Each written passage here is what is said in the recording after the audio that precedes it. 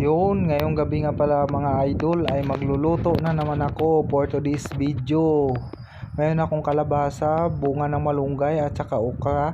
Hugas na pala yung mga idol, yan pala yung tuyo mga idol, yan. Sinalang ko na rin yung bunga ng malunggay.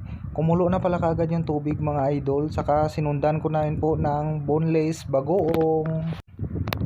So yan na nga pala mga idol, nilagay ko na rin yung kalabasa kasi para masabay na silang lumambot ng bunga ng malunggay.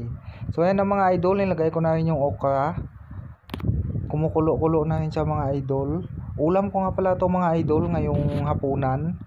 So shout out pala sa mahilig mag-ulam nito. So nilagyan ko na rin ng magic sarap yan mga idol para masabay na sa salaga. Yan na pala mga idol, update sa niluluto ko na gulay. So tara mga idol, samahan nyo ako hanggang dito na lang. Thank you for watching.